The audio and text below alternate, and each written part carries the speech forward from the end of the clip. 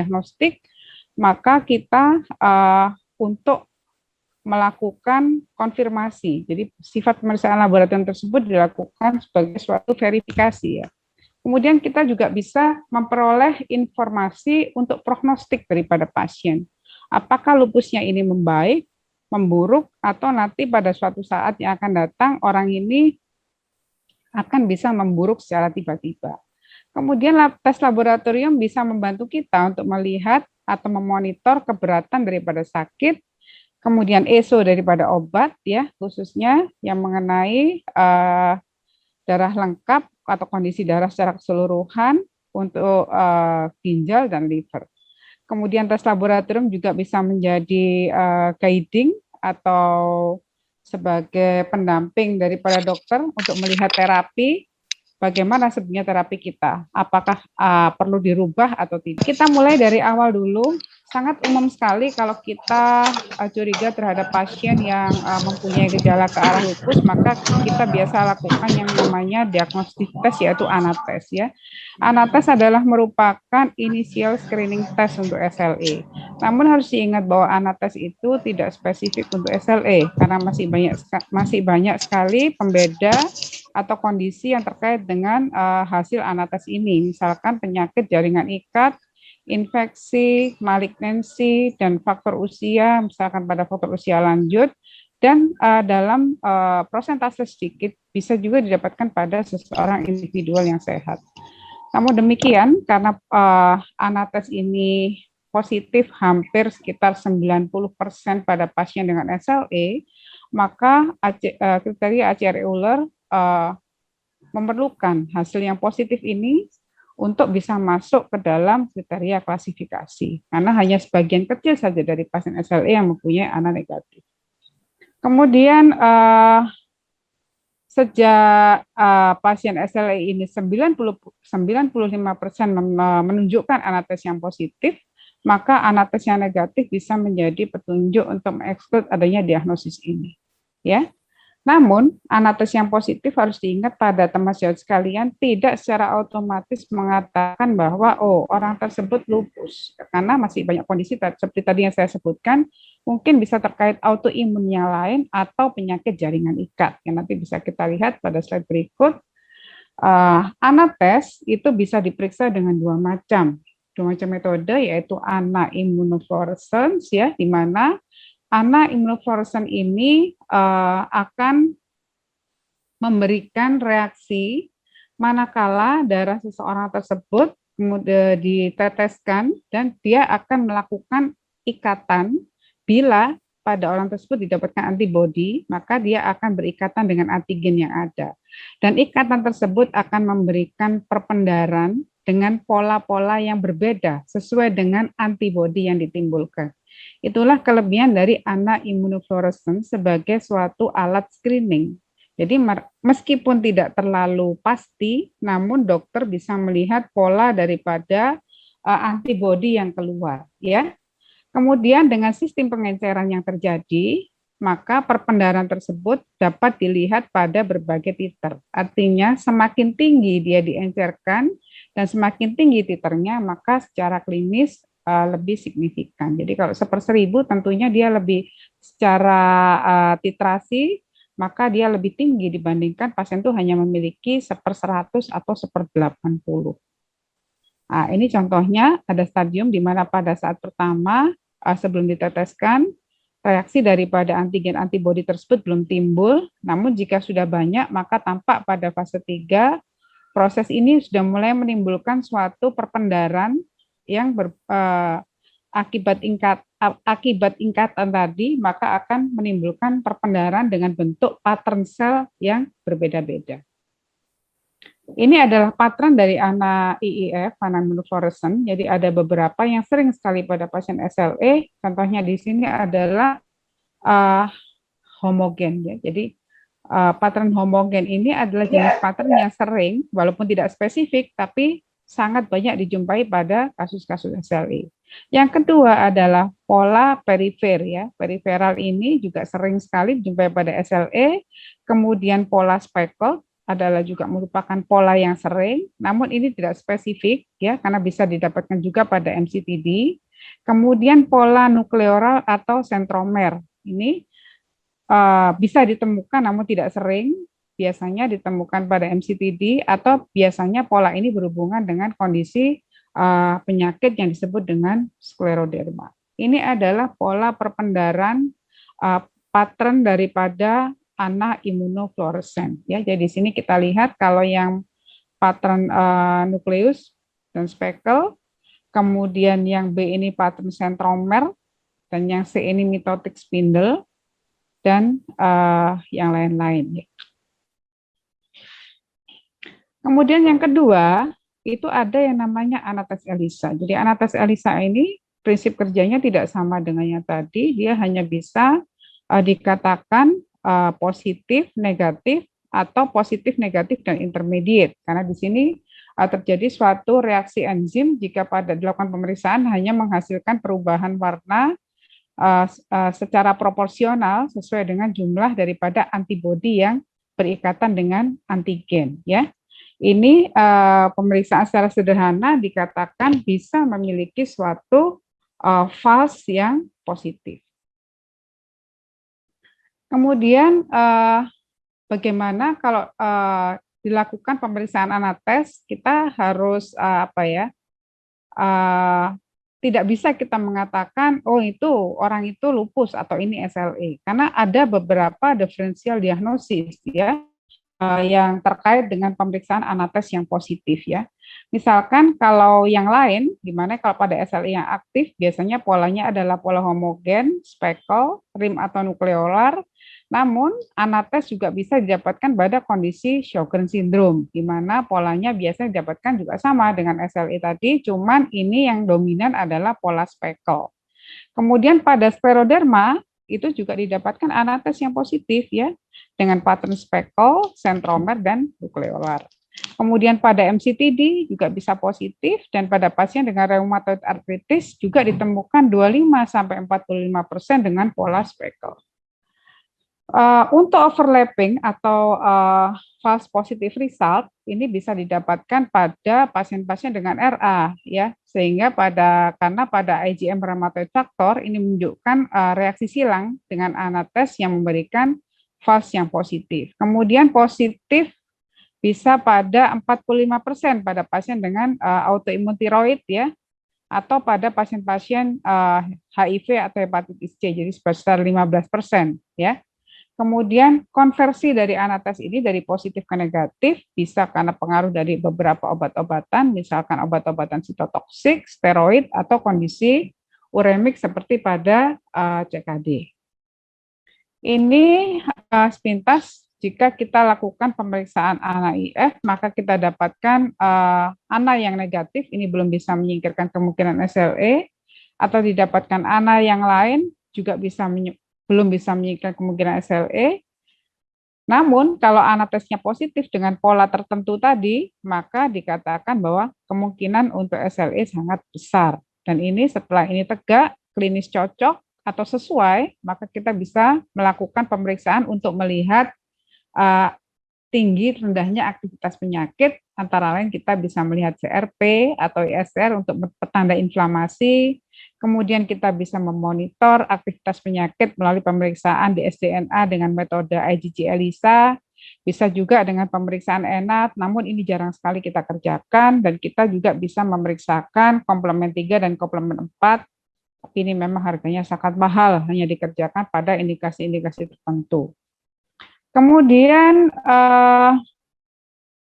untuk tambahan tes, apa yang dibutuhkan kalau ternyata anatesnya itu positif ya. Next, apa yang kita butuhkan?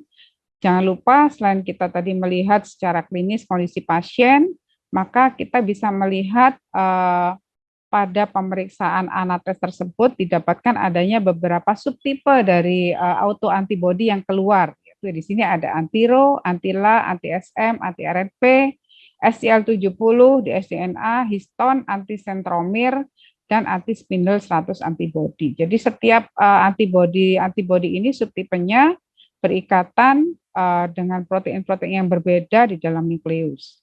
Namun mereka ini juga artinya dalam artian mereka ini banyak didapatkan juga pada gangguan autoimun yang lain, bisa juga pada kondisi kanker maupun pada kondisi infeksi ya. Jadi kalau ini saya tekankan terutama kalau anamnesisnya berada pada posisi borderline, sementara kita secara klinis tidak menemukan sesuatu yang sangat signifikan untuk kriteria klinis SLE, hati-hati pasien dalam kondisi kanker atau infeksi ya. Nah, ini yang saya katakan di sini bahwa tadi saya katakan untuk kasus SLE, anamnesis ini hampir 95 sampai dengan 100%. Ini yang mengatakan bahwa anamnesis tersebut sensitif namun tidak spesifik ya. Sehingga nanti kita perlukan pemeriksaan tambahan lain yaitu di sini ada anti dsDNA untuk SLE, kemudian ada anti SM ditemukan sebesar 10 sampai 25%, di mana anti SM ini merupakan antibodi yang sangat spesifik. Kemudian anti SSA-SSB ini menunjukkan bahwa pasien juga didapatkan adanya Sjogren's syndrome yang kemungkinan sekunder. Kemudian kita lihat di sini bahwa untuk Sjogren's syndrome didapatkan autoantibodi yaitu anti SSA dan anti SSB yang menonjol.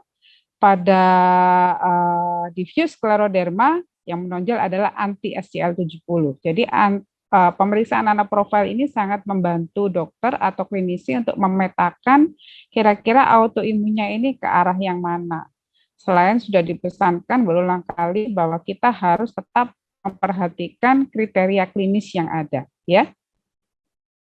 Nah, ini adalah bentuk daripada pemeriksaan anaprofil yang kita kerjakan seandainya kita memerlukan untuk pendukung diagnosis. Kita lihat di sini bahwa anti-RNP atau anti-SM-nya positif 2. Jadi ini menunjukkan spesifisitas bahwa pasien tersebut kemungkinannya sangat tinggi untuk dia memenuhi kriteria diagnosis SLE. Jadi kemudian di sini kita lihat anti-SM ini sangat spesifik. Kemudian anti-SSA dan anti-Ro-nya ini juga sangat positif kuat. Kita cek apakah pasien mempunyai gejala ke arah Sjogren's syndrome ya, dan anti-SSB. Kalau yang bawah sendiri itu adalah kontrol. Jadi kadang-kadang pasien suka tanya, ini apa dok? Ini adalah kontrol. Jadi kontrol tentang positif tidaknya suatu autoantibody. Ini fluorescent pattern yang terjadi pada SLE, tadi saya katakan bahwa untuk kemungkinan pola homogen dan pola speckle ini yang sangat tinggi dengan autoantibody yaitu anti dsDNA, anti SM dan anti Ro ini yang sangat tinggi pada SLE ya. Kemudian kalau pemeriksaan lain yang terkait dengan SLE yaitu adalah pemeriksaan anti-fosfolipid antibody. Jadi 10% dari pasien SLE ini mempunyai yang dikatakan sindroma antifosfolipid yang ditandai dengan terjadinya keguguran atau abortus berulang ya, kemudian terjadinya suatu trombosis ya. Apa yang dicek kalau seandainya kita kecurigaan ke arah APS itu ada, yaitu pemeriksaan LAC, lupus antikoagulan, kemudian anti-kardiolipin antibody, yaitu IgG, IgA dan IgM ini bisa diperiksa ketiganya ini mempunyai arti, tapi nanti biasanya yang mengerti adalah yang memberikan titer biasanya laboratoriumnya kita harus melihat harga normal, dan yang lebih spesifik lagi adalah beta-2 glycoprotein 1. Jadi ini yang spesifik untuk terjadinya APS. Karena kalau ACL ini kita masih bisa pasien dalam posisi dia mengalami suatu infeksi atau trombosis karena yang lain. Namun kalau SLE dengan suatu APS beta-2 glycoprotein positif, maka dikatakan bahwa dia memang SLE dengan APS. Jadi ini nanti resikonya pasien akan bisa mengalami trombosis ya. Kemudian LAC ini merupakan pemeriksaan yang penting yang tadi saya katakan, namun tidak terlalu spesifik karena bisa positif pada kondisi infeksi dan injury ya. Kemudian jika apa yang kita perlu cermati jika APL ini positif ya, misalkan pasien tidak ada klinis trombosis atau tidak hamil, kebanyakan tidak diperlukan suatu terapi. Namun pasien kadang-kadang kita dokter memberikan suatu pemberian preventif pencegahan dengan memberikan aspilat asal tidak ada kontraindikasi. Kemudian pasien juga bisa diberikan aspirin atau HCQ jika dia ada resiko penggumpalan atau trombosis yang tinggi. Misalkan untuk kepentingan tertentu pasien melakukan perjalanan jauh ya, misalkan melakukan penerbangan jarak jauh, jadi dia duduk dalam posisi dia jarang berdiri atau bergerak, maka pasien bisa kita berikan obat-obatan preventif. Kemudian pasien yang memiliki klinis APS, maka pemberian antikoagulasi itu merupakan satu hal yang sangat wajib dan biasanya diberikan dalam jangka waktu panjang, ya. Dan kita harus cermati pada pasien yang mengalami abortus, kita juga harus melihat apakah nanti kalau dia hamil, biasanya pemberian daripada antikoagulan itu diberikan selama dia hamil untuk mencegah terjadinya rekarensi daripada abortus tadi. Kita melihat pemeriksaan berikutnya yaitu anti-dsDNA. Jadi anti-dsDNA kalau jika titernya tinggi sangat dihubungkan dengan patron homogen atau perifer dari anates yang tadi sudah saya sebutkan, ya. Kemudian pasien yang tidak punya SLE tapi bisa anti-dsDNA positif, itu tadi saya bilang bahwa ada reaksi silang pada kondisi tertentu, misalkan seperti pada penyakit autoimun yaitu RA. Dan anti-dsDNA ini bisa digunakan sebagai alat monitoring disease activity, ya, karena antibody dsDNA ini bisa kita periksa berulang, seperti juga kita bisa lihat di dalam tool disease activity tadi Dr. Adi sudah menjelaskan, jadi bisa dimasukkan masuk ke dalam disease activity atau tool SLEDAI, ya, dan bervariasi naik turun gitu, ya. Bagaimana dengan anti-SM dan anti-RNP? Anti-SM ini biasanya relasi dengan pola ANA speckle, ya, yang sering terlihat pada pasien tanpa anti-dsDNA negatif, biasanya anti-SM-nya positif. Dan anti-SM ini tidak berubah, baik dia mau flare atau tidak, dia akan tetap positif, ya. Anti-RNP atau anti-U1 ribonukleoprotein ini tidak suatu antibodi tidak spesifik, namun berkaitan dengan pola speckle pada SLE dan pada penyakit rematik yang lain. Dan jika didapatkan single anti-RNP positif, maka hati-hati pasien mempunyai diagnosis menuju ke arah MCTD. Jadi MCTD itu artinya mix gabungan antara SLE dengan skleroderma, di mana secara klinis didapatkan adanya suatu simptom yaitu puffy hands, tangan yang kelihatan seperti montok atau bengkak, Raynaud phenomenon, pulmonary hypertension, rash, dan adanya myositis. Antiro dan antila ini adalah antibodi yang terkait dengan Sjogren syndrome yang dihubungkan dengan pola speckle daripada ANA. Sjogren bisa timbul pada SLE, yaitu Sjogren syndrome sekunder yang dihubungkan dengan klinis mulut, mata kering dan adanya artritis serta kepekaan terhadap adanya rash yang timbul akibat paparan terhadap sinar matahari. Orang dengan antiro dan antila positif hati-hati bahwa mereka nanti akan mempunyai anak yang bisa berkembang menjadi neonatal lupus, ya. Saya ingat dulu di Poli pernah ditunjukkan oleh Dr. Yuliasi, jadi ibunya itu lupus, anaknya mengalami neonatal lupus, namun dikatakan tidak berbahaya karena nanti seiring dengan besarnya anak tersebut itu akan hilang, ya. Namun kita harus hati-hati bahwa 2% dari bayi yang pada ibu yang mempunyai antiro dan antila positif, kita harus rajin mengecek kondisi jantung bayi pada saat dalam kandungan karena memiliki resiko terjadinya kelainan pada jantung, ya, sangat kuat. Terus kemudian pengecekan komplement ini dihubungkan dengan monitoring aktivitas penyakit, ya. Jadi dikatakan bahwa komplement C3 C4 yang rendah itu yang terjadi pada lupus yang sangat aktif. Jadi pada saat lupus aktif, maka biasanya komplement menjadi rendah karena banyak digunakan dalam proses inflamasi, ya.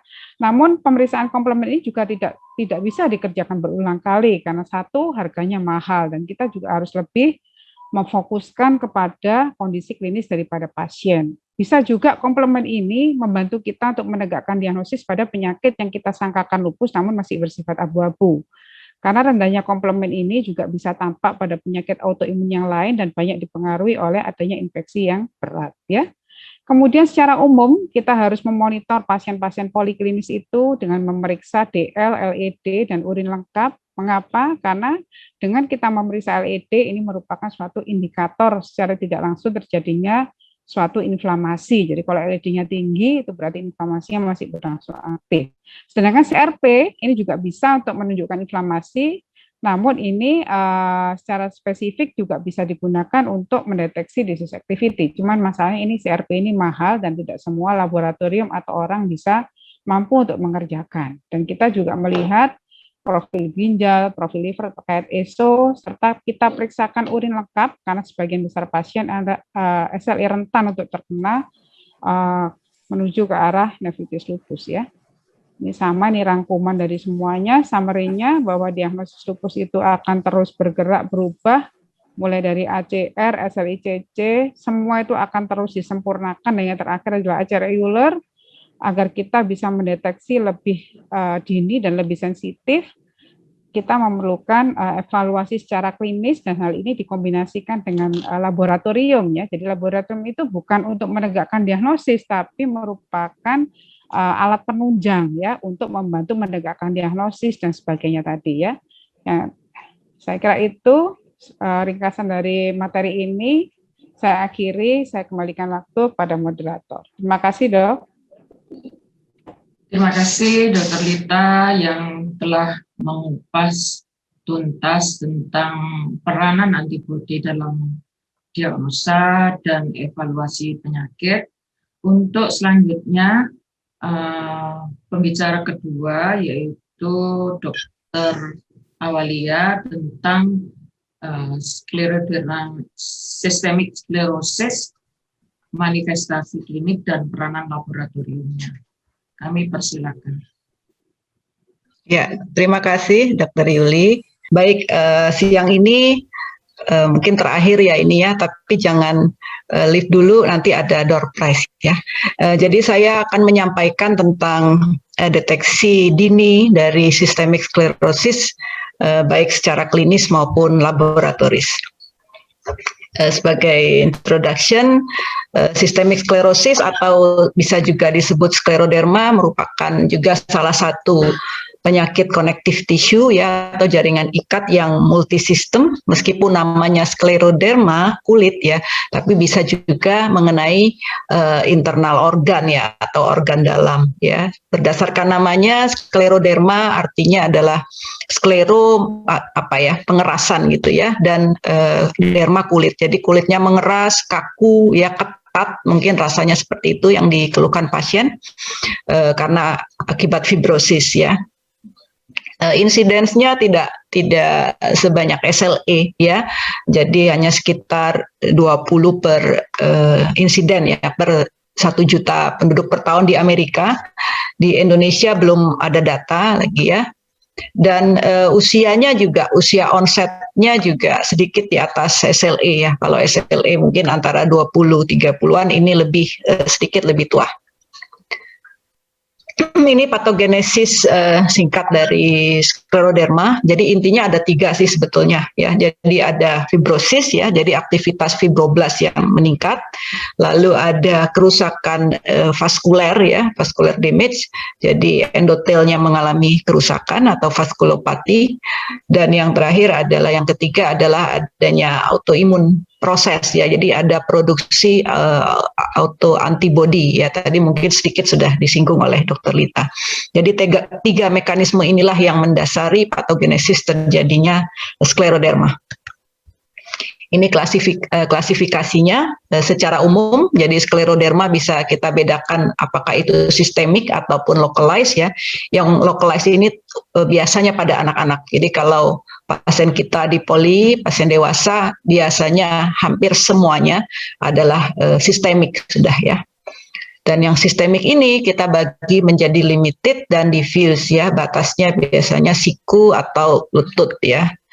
Ini yang tadi yang yang localized ya, jadi bisa morphea, bisa linear skleroderma ya, jadi seperti ini saja, tidak ada di tempat lain.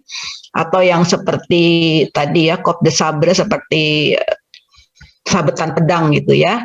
Ini perbaikannya bisa seperti ini, dan biasanya ini di onsetnya pada anak-anak, jadi jarang memang ke tempat kita.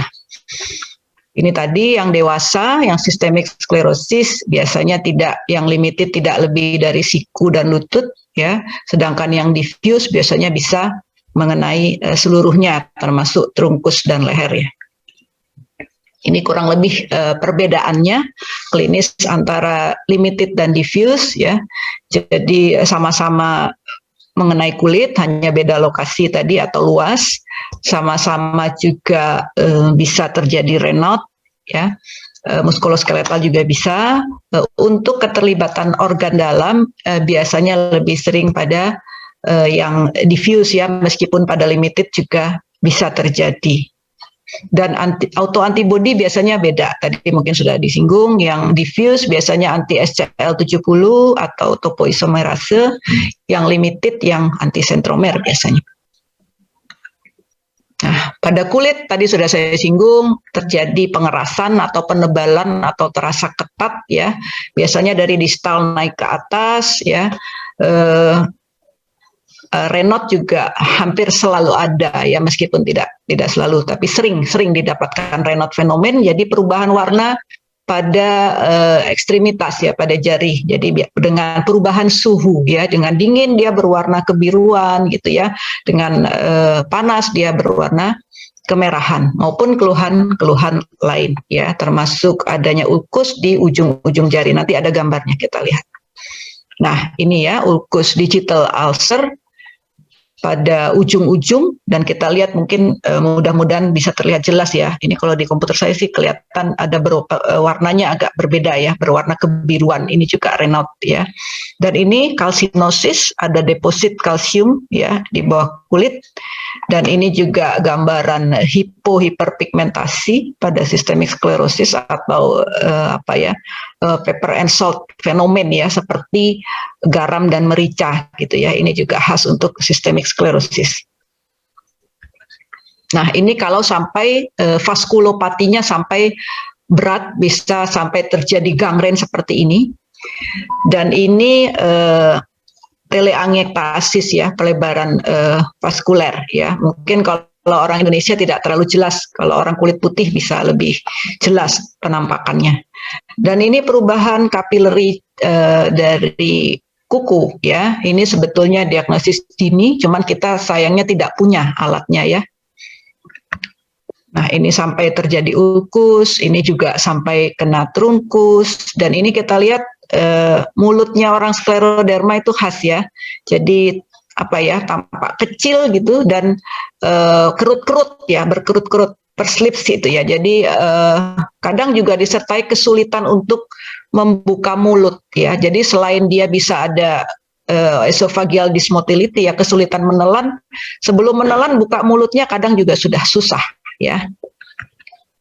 Oke, untuk gastrointestinal apa? Nah, tadi sudah saya singgung sedikit, esophageal dysmotility ya, sampai GERD karena dia gangguan pengosongan lambung ya, jadi cenderung asam lambung naik ke atas ya, jadi bisa sampai terjadi perubahan mukosa ya, atau Barrett's esophagus juga bisa terjadi seperti itu, atau pelebaran dari vaskuler di lambung ya, atau watermelon stomach ya, itu juga bisa terjadi, atau konstipasi, atau bahkan diare juga bisa ya.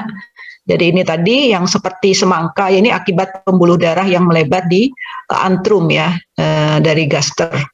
Ini perubahan akibat GERD, asam lambung yang naik dari mukosa esofagus ya.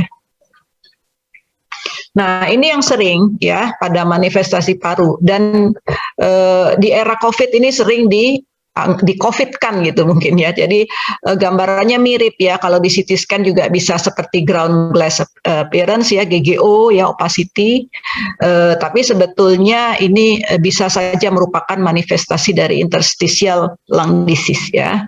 Jadi ini cukup sering terjadi.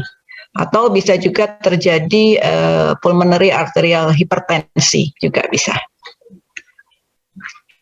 Jantung juga bisa bermacam-macam, bisa perikarditis sampai terjadi perikard efusi, bisa aritmi ya, tadi pulmonary arterial hypertensi tadi juga bisa. Ginjal bisa, yang terberat adalah sclerodermal renal crisis, meskipun ini sangat jarang terjadi, sangat jarang. Saya terus terang belum pernah ya, karena sejak ditemukannya ACE inhibitor ya, jadi jarang sekali sudah terjadi komplikasi ini ya. Dengan alasan itulah pada pasien skleroderma biasanya kita tidak memberikan steroid dengan dosis besar ya, karena risiko untuk terjadinya renal crisis ya, tensi tiba-tiba naik, urin tiba-tiba tidak keluar, kreatinin langsung melonjak naik ya. Jadi biasanya mungkin sejauh perhatikan kita berikan hanya dosis kecil kalau memang memerlukan steroid. Untuk muskuloskeletal manifestasinya tadi ya mungkin ada sklerodaktili ya, jadi bentuknya dan romnya juga terbatas, kesulitan menggenggam misalnya seperti itu ya. Nah ini sklerodaktili ini kalau disuruh menggenggam sempurna mungkin tidak bisa.